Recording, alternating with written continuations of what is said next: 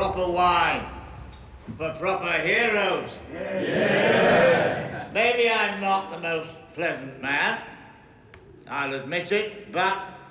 It's always interesting when you're starting a new season, and you know the question always is, what do you start with? You either start with something small to kind of ease your way in, or you just start with something huge and get it over with, and you can put that behind you. In this case, we started with something really huge. Okay, everybody starting out there, and action. That was your mistake. Leave one wolf alive, and the sheep are never safe. And I love that scene because you come into this and you're like, wait a second, Walder Frey's dead. How is this possible? What's going on? I was thrilled that they'd made a full head prosthetic, which fitted my face, but I looked like David Bradley. As an actor, to really reveal yourself and take another face off your face rather than just pretend, that just made it a lot easier and a lot more fun, I guess. It's the actors just kind of pulling on their own skin, really. And then it's really done in cuts, where the arm movement and where you place the camera, having Walder Frey do that, and then having Arya repeat that, but from a different camera angle that looks like something's come off, and it's very effective. What makes it extremely effective is Maisie's performance, because she just sells it so beautifully. And I love the moment when she turns to Walder's wife and says, "When people ask you what happened here, tell them the North remembers." I think it's a great opener for the season. I think it's a great reintroduction to Arya, where she's coming from and where she's heading. She realizes her power, and I guess, yeah, maybe there is the argument that you didn't have to kill the whole Frey army, but they weren't good news. I don't think we'll miss them.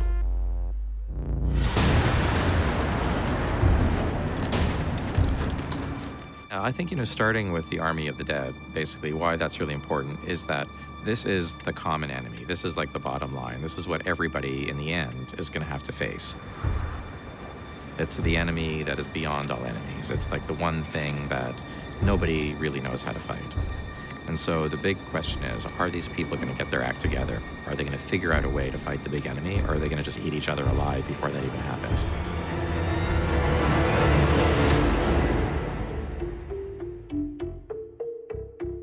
So the Zombie Giants this year, we've got 2 returning cast. We've got Ian White and we've got Neil Fingleton, who was with us on season 4. They're similar makeups, but we have kind of interchangeable little bits and pieces, and we did a slightly different paint scheme. We can have different costume as well. So it's creating 4 different looks. So for the Whites, this year we decided that we'd up our game a little bit, and we've resculpted an awful lot of the zombies, their makeups. They're still very mix and match and generic because we have a huge amount of stunt guys, but we just thought we would change things up and improve some of the sculpts. It's been a huge production line, but it's something we were able to use a few existing molds and then make a load of new stuff as well.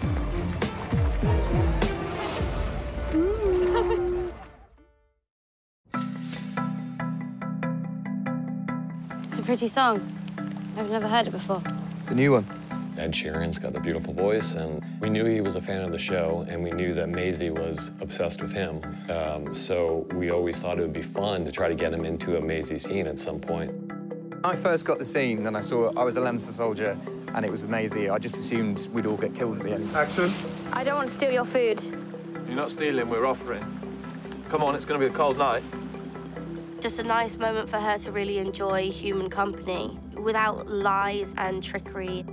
But I think the underlying theme is that, as in any war, the soldiers are just people and we are young boys. She really enjoys just hearing their stories and finding a bit of normality again. And I think she kind of realises that she can just kind of chill, let her guard down, have some food and crack some jokes. So why's a nice girl on our own heading to King's Landing? I'm going to kill the Queen.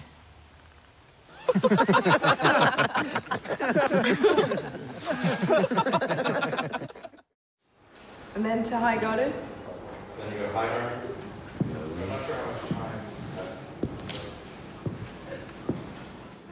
What is this? It's what we've been waiting for our whole lives. Shooting that map room scene was a really big thing, and very extensive conversations with Lena and Nikolai about that. You afraid of me? Should I be? There's a great amount of need for revenge for her. Enemies to the south. It's like she needs to put everything to sleep that causes her pain. Enemies to the north. She's now just on this very driven, focused path to world domination. And of course, we're introducing this whole new set, which is in this courtyard in the Red Keep, where there's a hand-painted map. Of course, you want to show this incredible thing. And also it has great metaphorical value. There she is walking all over the known world when thinking about, ruling it. So you kind of want to do justice to that aspect of it as well. We thought that a painted map on the ground, that seemed like a good idea. Enemies everywhere. We're surrounded by traitors. We knew that Jim Staines, the graphic designer, would create something amazing, and he worked so hard on it. We wanted to have some allusion to the opening title sequence. And that just meant using some of the lettering, some of the imagery, and coming up with good colors, and then working it out basically on a computer. Then we had an image which we could print out, which was the right size. Had to do pseudo-medieval drawings of towns, lots of lettering, lots of conversation with the designer especially. Then we had two guys come in, Dave Packard and Greg Winters, who came in to actually paint the image that I had designed onto the floor. The man who is firmly but politely dismissed at the beginning of the scene by Jamie Lannister is indeed Jim Staines, who designed and created the map to begin with. I don't think being down on his knees for quite so long was as much fun as he thought it would be, but he did well. That, very nice. Loved it. Okay, moving on. Seymour.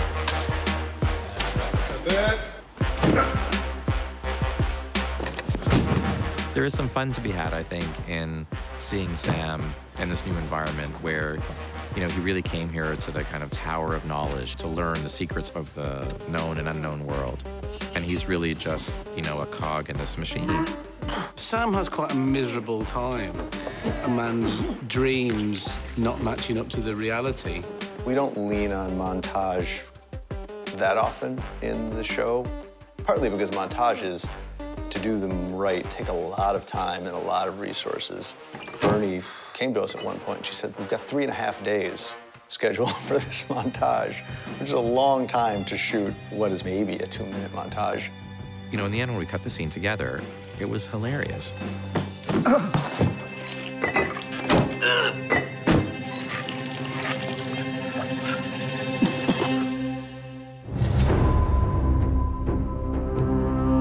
Going back to a place that created you and that was the beginning of you and the end of your family is kind of epic.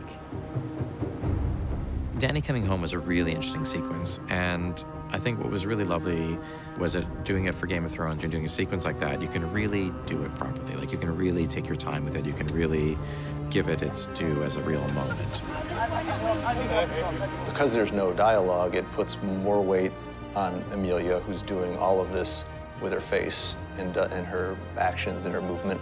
It puts a lot of weight on the art department because the place itself is really the other main character. The space has to be something that Daenerys feels very connected to, where everything that she's heard about is suddenly somehow in front of her. That was exciting to do, and locations that we shot in Spain for it were absolutely stunningly beautiful. We had to find somewhere that had a certain weight and power to it.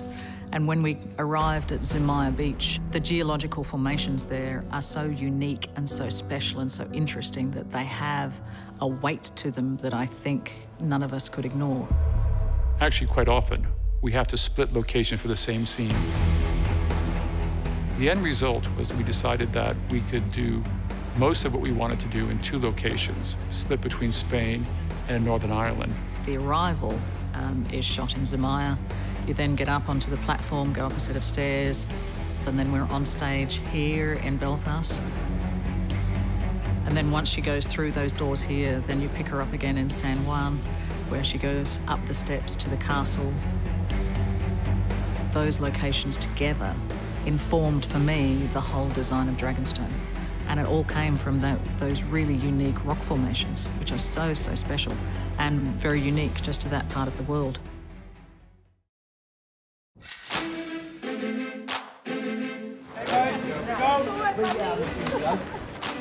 The Gates of Dragonstone. It's probably going to be on film for about 30 seconds, but so much detail and work went into this set.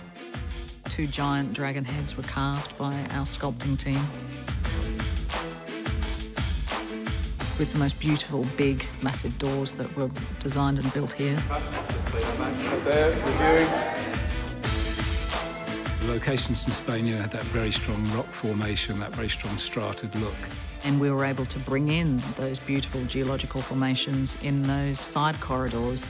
We had to use the rocks from the location. We sent out a team of plasterers to Spain. They took impressions of the stone. And from those, we created moulds, and we used those rocky shapes to create the shapes of the corridors and the cave. There's that kind of physical, geological journey that we were able to design. And then that all culminated in the throne room, where we had to create like a new architecture.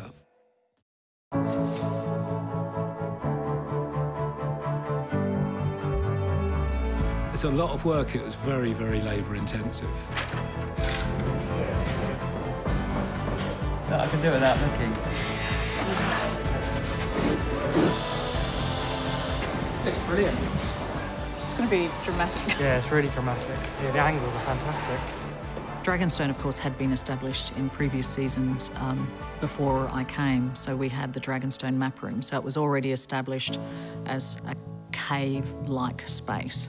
So I wanted this set to sort of start in the cave and grow out of it. And then we were able to bring in those beautiful geological formations in that throne, you know, the Dragonstone throne, which I think is, you know, a really powerful sort of statement. The only directions we gave her was that it should be quite imposing and intimidating, and that the throne would be carved out of the rock, and that was it. And, like, that's all we gave her, and then she went to town with that. The first time we saw it all lit for a scene, that was pretty dramatic.